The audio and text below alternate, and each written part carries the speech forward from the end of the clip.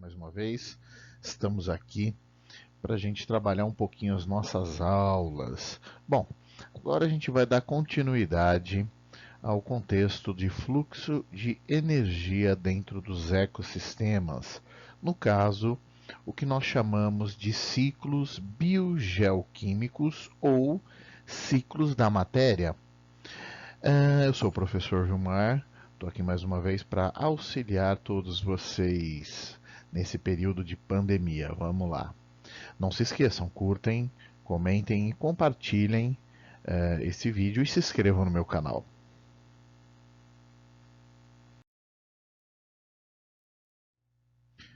Bom, os ciclos biogeoquímicos eles são divididos em 4 ciclos básicos. É óbvio que existem vários outros dentro de um ecossistema, mas os ciclos biogeoquímicos eles vão se iniciar pela presença do ciclo do carbono.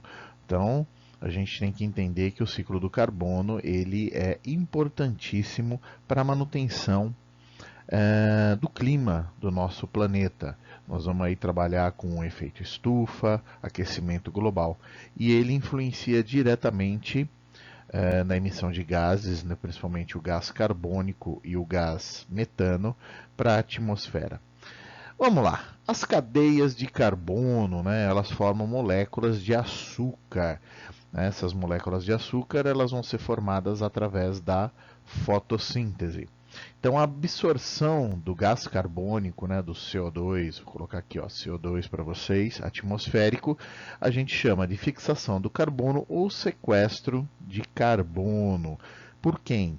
Pelas plantas, não é, pessoal? Porque se esse carbono é formado através da fotossíntese, as plantas absorvem esse carbono através das folhas, na abertura dos estômatos. Bom, no ambiente aquático, o ciclo do carbono ele vai sofrer algumas modificações. Então, o ciclo, né, do carbono ele sofre modificações, porque o CO2 ele vai reagir com a água, produzindo o ácido carbônico que vai ser ionizado. Ele vai ser dividido em íons.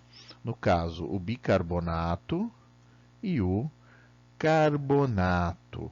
Essa é a reação química, né, que ocorre onde o CO2 se mistura com a água, dando origem ao bicarbonato, o íon bicarbonato e o carbonato.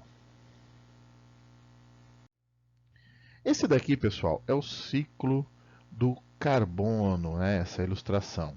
Aonde a gente consegue o gás carbônico, porque é um ciclo, né? Olha, percebam aqui, ele tem um início e não tem um fim, porque ele é constante, né? A fotossíntese, na absorção do gás carbônico, a respiração dos animais e das plantas, através do processo de decomposição de organismos mortos, combustão de combustíveis fósseis, né? A emissão do CO2 através desses processos e a emissão do CO2 através das indústrias. Né? Isso é uma coisa nova. Até então, o ciclo do carbono é um ciclo natural, mas ele se inicia com a emissão a emissão desses gases através da Revolução Industrial no começo do século XVIII. Outro ciclo que nós vamos estudar é o ciclo do oxigênio. Então, os átomos de oxigênio, eles estão compostos, né, eles compõem minerais, compostos minerais e compostos orgânicos. Tá, pessoal?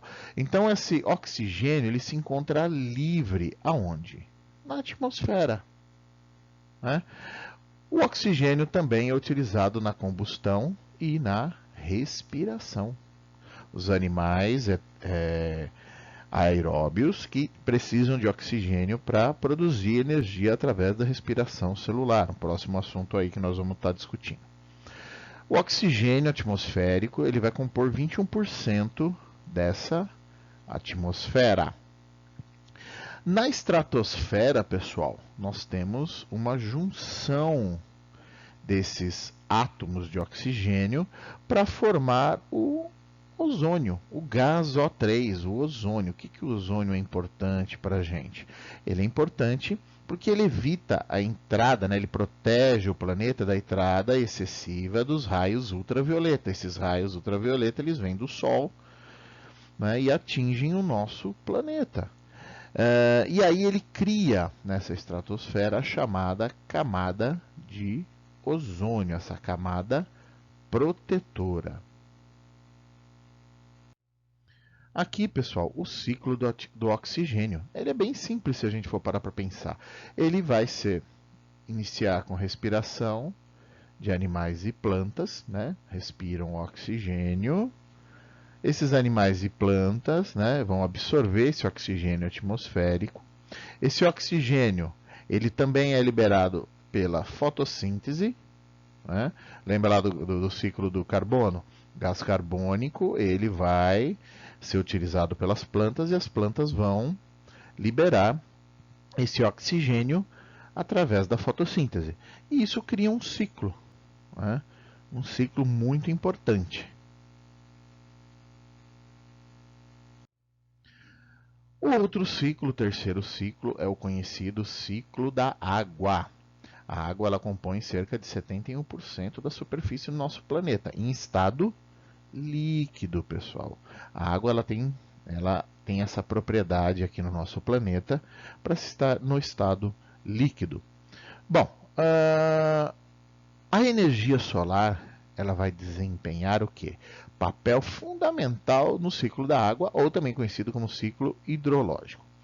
Falando um pouco dessa água, no planeta a gente encontra ela infiltrada no solo. A gente chama isso de lençóis subterrâneos ou lençóis freáticos.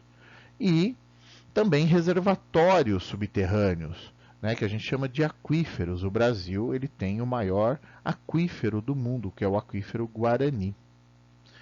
Bom, a gente tem dois tipos então de ciclos da água. A gente tem o tipo curto ou pequeno, né, que é o que ocorre pela evaporação dos oceanos, né, rios, mares e lagos, e ele volta para a superfície do planeta na forma de chuva ou neve. E o ciclo da água longo ou grande, aquele em que a água passa pelo corpo dos seres vivos. A água ela é fundamental para os seres vivos, ela que compõe todos, a maior parte dos seres vivos, a maior parte das nossas células. E antes de voltar para o ambiente, ela faz então um processo todo pelo nosso corpo. Bom, o ciclo da água, ele está aqui, pessoal. O ciclo da água, ele é bem simples, né? Ocorre o processo de evaporação de rios, lagos, um processo normal através da emissão da energia solar na crosta do planeta. Aí ele vai e armazena essa água, né, que a gente conhece como nuvem, forma condensação, ele armazena. Depois, por diferença de temperatura, ocorre a precipitação dessa água, retornando ao ambiente. Então, o ciclo da água é bem simples, mas é um ciclo importantíssimo. Ele pode se considerar o primeiro ciclo, né, no nosso planeta.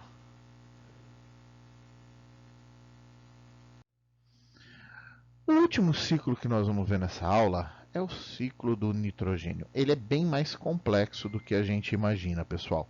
Então, o elemento nitrogênio é um elemento fundamental para todos os seres vivos, né? Ele constitui proteínas, o nitrogênio constitui proteínas e ácidos nucleicos. O que são ácidos nucleicos? Pessoal, nós podemos dar o exemplo do DNA, o nosso material genético. O nitrogênio ele compõe grande parte da nossa atmosfera, 78% da nossa atmosfera. A maioria dos seres vivos não consegue utilizar o nitrogênio na forma de gás. Ele se encontra na forma de gás na atmosfera, a gente não consegue utilizar. Como é que a gente utiliza isso? Os vegetais eles vão utilizar o nitrogênio na forma de amônia ou de nitratos. Nós vamos ver esse processo, tá? Que é a formação da amônia e a formação do nitrato.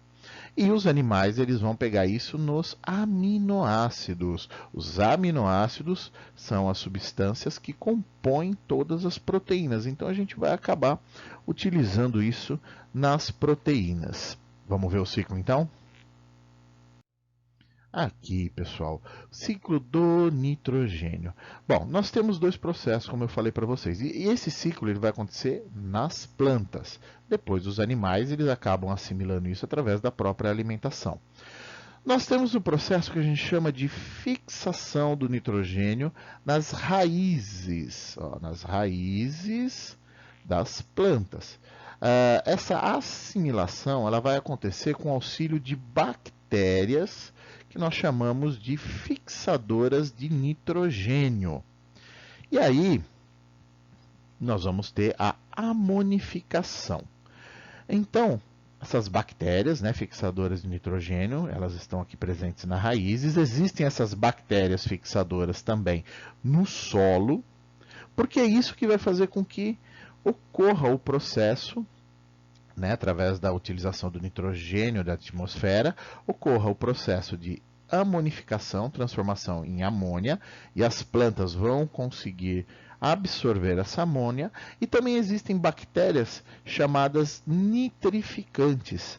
Elas vão transformar esse nitrogênio, né, atmosférico em nitratos e nitritos. Né? E as bactérias também têm essas bactérias no solo. Tem nas raízes, pessoal, nas raízes aqui, e no solo também. E aí esse processo inverso a gente chama de bactérias desnitrificantes. Por quê? Porque aí eles conseguem pegar essas substâncias, absorver essas substâncias, desnitrificar elas e fazer com que elas retornem o nitrogênio para a atmosfera. O nitrogênio, pessoal, ele é utilizado em várias culturas, no solo, principalmente para a nutrição do solo. Porque justamente as plantas utilizam esse nitrogênio, no caso na forma de amônia ou na forma de nitratos, ele vai utilizar isso para aumentar a sua produtividade. E para finalizar aqui nossa aula de hoje, é uma frase do grande físico e pesquisador, né, físico teórico, Stephen Hawking, que infelizmente nos deixou no ano 2018. Ele deixa uma frase que eu acho maravilhosa e para a gente poder pensar um pouquinho. O grande inimigo do conhecimento não é a ignorância, é a ilusão de ter conhecimento. Pensa nisso, pessoal. O grande inimigo do conhecimento não é a ignorância, é a ilusão de ter conhecimento. Um abraço a todos, até a próxima aula. Aguardo os comentários de vocês. Até mais.